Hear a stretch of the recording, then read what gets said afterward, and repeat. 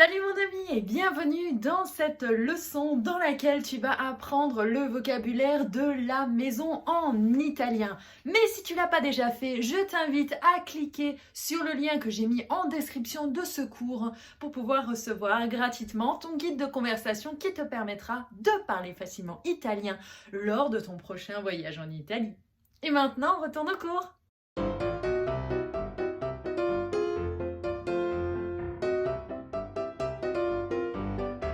Donc je vis en Nouvelle-Zélande et j'ai décidé d'apprendre l'italien et de partager avec toi tout ce que j'apprends. J'utilise le livre support que tu vois juste ici. 15 minutes d'italien apprenez en seulement 12 semaines, dont toi et moi on essaye de vérifier le concept. Ouais, et jusqu'à présent ça marche plutôt pas mal. Ouais, si. Donc on va commencer la leçon par le petit échauffement que le bouquin il nous demande toujours de faire. Alors c'est parti mon petit.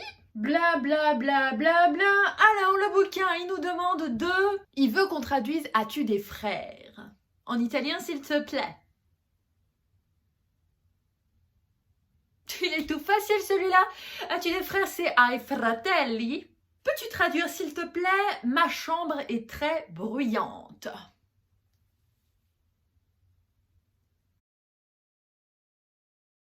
Deux têtes comme ça, je dirais la mia camera è molto rumorosa. Je vais aller vérifier, je te dis ça tout de suite, ok? Bonne nouvelle, mon ami, si tu as répondu comme moi, eh bien, tu as tout juste. Félicite-toi, bravo, parce que chaque victoire compte. Chaque victoire compte quand on apprend une langue étrangère et il n'y a pas de petits pas. Retour à la leçon maintenant. Donc, on va voir du vocabulaire de la maison. La maison. Alors, la maison, tu as d'abord la fenêtre. La fenêtre, ça se dit la finestra. La finestra. La fenêtre. Le mur. Le mur, c'est il muro. Il muro. La cheminée. Je sais pas toi, moi j'adore les cheminées, hein, les feux de bois, tout ça.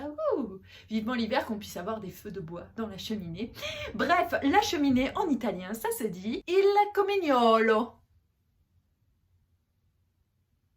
Il comignolo. Le toit. Il tetto. Il tetto.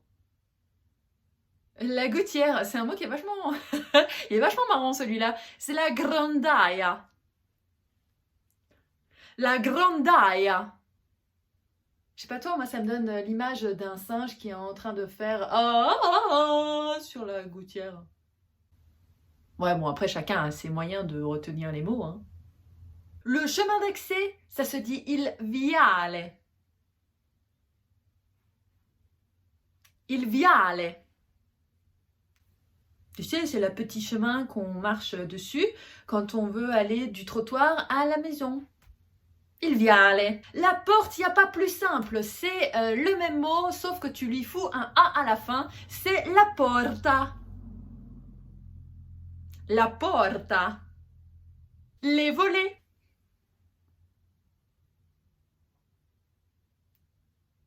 Les persiane. Petit truc culturel, en Italie, tu verras jamais une seule maison sans volet. Pourquoi? Parce qu'en Italie, il fait souvent très chaud. Et du coup, les volets, on les ferme au plus chaud de la journée pour garder le plus possible le frais à l'intérieur de la maison. Mais s'il y a tous des volets partout, il y a également souvent des balcons, il balcone, parce que les Italiens, ils adorent vivre dehors. D'ailleurs, pendant la crise du coronavirus, on l'a pas mal vu, les Italiens qui chantaient au balcon. Les balcons, ils sont souvent garnis de plantes parce que dans les grandes villes, des fois, on manque un peu d'espace vert. Du coup, pour pallier aux espaces verts, on met des plantes sur son balcon. Comment tu vas, ma mignonne, aujourd'hui? On va voir maintenant 11 autres mots et phrases importantes pour la maison, que ce soit à l'intérieur, comme pour parler de choses utiles, comme par exemple le loyer. Une pièce, ça se dit la stanza. La stanza. Le sol, il pavimento. Répète après moi. Il pavimento. Le plafond, il soffitto. Il soffitto. La chambre, alors quand on dit la chambre, c'est la chambre à coucher. Hein. Donc la chambre à coucher, c'est la camera. La camera. La salle de bain, où moi personnellement j'adore passer des heures, c'est il bagno. Il bagno. La cuisine, où j'adore aussi passer des heures, c'est la cucina. La cucina. La salle à manger, tu sais, là où tu amènes tes amis quand tu les invites, quand on peut s'inviter entre amis, bien sûr. Et bien ça se dit la sala da pranzo. La sala da pranzo. Sachant que pranzo, ça veut dire déjeuner. Le salon, là où tu prends un petit thé, un livre et tu caresses ton chat. Il soggiorno. Il soggiorno. La cave où tu ranges les bonnes bouteilles de vin, c'est la cantina. Oui, ça fait pas vraiment sens pour les francophones, mais c'est quand même la cave. La cantina. Le grenier, alors les Italiens, ils sont super logiques. Tu sais pourquoi? Parce que le plafond, c'est il soffitto. Et ben le grenier, c'est relié au plafond, on est d'accord? Donc on va pas chercher beaucoup plus compliqué que la soffita. Le grenier. La soffita. Imaginons maintenant que tu visites un bien, que ce soit un appartement, une maison, peu importe. Tu veux savoir combien est le loyer par mois de la chose. Parce que tu as un coup de cœur pour l'appart, tu as un coup de cœur pour l'endroit et tu adorerais louer l'endroit. Mais tu sais pas combien ça coûte. Donc tu vas tout simplement demander « Quanto è l'affitto al mese ?»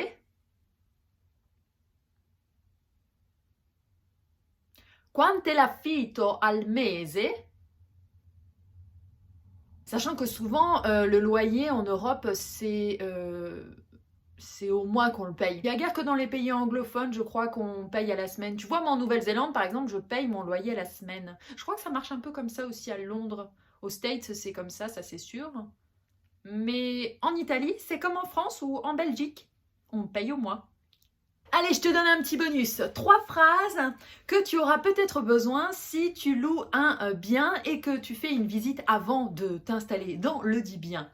Tu vas avoir besoin de savoir si par exemple il y a un garage. Eh bien, pour savoir s'il y a un garage, eh ben, tu vas demander « C'è il garage ?» C'è il garage.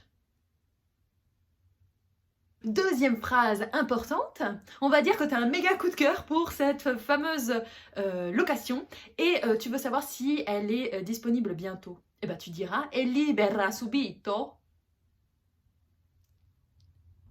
È libera subito? Voilà mon ami, la leçon du jour, elle est terminée. J'espère que ça t'a plu. Si jamais ça t'a plu, eh bien dis-le moi, comme ça je sais comment continuer à te gâter parce que mon but c'est de te faire plaisir.